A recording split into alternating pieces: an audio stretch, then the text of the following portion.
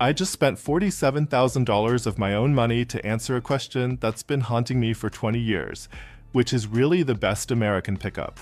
And what I discovered is going to make GM rethink a lot of things. I got 3 2019 pickups with the exact same mileage, 95,000 miles each. Silverado 1500 LT, F-150 XLT, and Ram 1500 Bighorn, all with V8 engines 4x4 crew cab. And I put them through 30 days of torture that no automotive magazine would have the guts to do. If you're the type who prefers the raw truth instead of paid propaganda, subscribe right now because here we don't have sponsorship from anybody. And by the end of this video, you'll know exactly which of these trucks deserves your hard-earned money. Test number 1. Towing hull. First test. Each truck towed 9,500 pounds for 500 miles. Mountain climbs, steep descents, 104 degrees Fahrenheit heat in Arizona. The Ram was the first to disappoint. The Hemi 5.7 is powerful, but drinks like an alcoholic at a wedding. For 0.2 miles per gallon while towing. The 8-speed transmission kept hunting for gears constantly, never could decide between 6th or 7th. Trans temp hit 235 degrees Fahrenheit, dangerously close to the limit. The F-150 with the 5.0 Coyote surprised me. 5.8 miles per gallon and Ford's 10-speed transmission is a work of art. Always in the right gear, temperature controlled. But the engine screamed more than a kid on an airplane, 4,200 RPM constant on climbs. The Silverado, my god. The 5.3 Ecotec 3 with 6 speeds seems archaic on paper, but in practice, 6.1 miles per gallon and climbed mountains like nothing was behind it. The active fuel management everyone hates? Turns off when towing.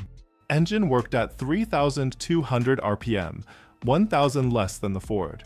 Temperature? Didn't even get warm. Test number 2, off-road torture.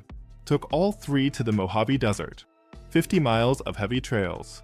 Rocks, sand, 35-degree climbs. The F-150 has the best 4x4 system on paper. Specific mode for each terrain, electronic rear differential, hill descent control. Does it work? Yes, but you need a PhD to operate it. And that independent rear suspension? Hit the undercarriage 4 times. Each hit is money flying away. The Ram with its rear coil springs is comfortable on the road, but off-road it turns to jello. Rocks more than a boat in a storm. The 4x4 system is simple and works, but lacks refinement. And that giant front bumper? Scraped on everything. The Silverado with its solid rear axle and leaf springs might be old, but it works. Simple as that. 4x4 button, low-end torque that never ends, and went through everything without drama. 0 hits to the undercarriage.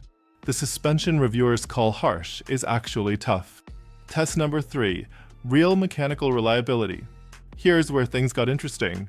I analyzed the maintenance histories of all 3 and talked to 47 different mechanics in 5 states. Ram, 73% needed transmission repair before 120k miles. The famous Hemi tick shows up in 60% after 80k. Front suspension? Prepare $2,000 every 60k miles. F-150. The Coyote engine is solid, but that 10-speed transmission? 31% fail before 100k miles. And the repair? $6,000. The EcoBoost turbos that many choose? I won't even get into that nightmare. Silverado. The 5.3 Ecotec 3 has the AFM problem, true. But know how much it costs to disable? $200 on a tuner. Problem solved forever. 6-speed transmission? Old, yes. But 89% reached 200k miles without ever being opened. It's the only one of the 3 that still uses mechanical steering column, no electric motor to brake. Test number 4, the real-world test. I lent each truck to 3 different contractors for a week. People who actually use trucks, not to go to Starbucks. Everyone hated the F-150's aluminum bed.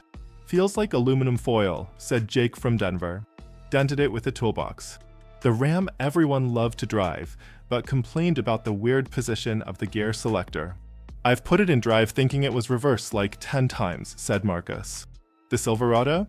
0 complaints about functionality. Does what it needs to do, summed up Tony from Houston. The steel bed takes a beating. The controls are where you expect them. And that sidestep to get in the bed? Genius. Test number 5. The 5-year test, 5:45 to 7 o'clock. I analyzed depreciation data, insurance costs, and replacement parts projected for 5 years. F-150 depreciates 52% in 5 years. Insurance costs average $2,100 per year. Brake pads? $340. But try finding parts for that rear suspension. Good luck. Ram depreciates 58% in 5 years. The worst of the three. Insurance is cheapest, $1,750 per year. But you'll spend on maintenance. That optional air suspension? For $1,000 when it breaks. When, not if. Silverado depreciates 44% in 5 years. Average insurance $1,900 per year. Parts? Available on any corner. Brake pads cost $140. Alternator? $180. Everything costs half the price of the others. The Silverado wins. Not because it's perfect, but because it's honest. No nonsense, no unnecessary technology, no fatal weak point. It's a tool, not a toy. GM knows this, but they can't advertise like that. They need to talk about giant touchscreens, 1,000 driving modes, this technology and that. Because that's what sells to people who buy trucks to show off. But for someone who needs a real truck, that'll last 300,000 miles? That you can fix with basic tools? The answer is clear. Look, I know each brand has its religious fans. And that's fine. But numbers don't lie. The Silverado might not be the most modern, the most powerful, or the prettiest. But it's the one that'll still be running when the others are already scrap. And this test cost me a fortune, but it was worth every penny because now I know the truth. And so do you.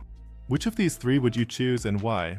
And if you have one of them with high mileage, share your real experience in the comments. I want to know if your data matches mine. If this video saved you from making the wrong purchase, hit the like button because it helps the channel a lot. And share it with that friend who's thinking about buying a truck. Next week, I'm going to show why Toyota's Tundra might be reliable, but is the worst purchase you can make. Spoiler, it has to do with resale value. See you then.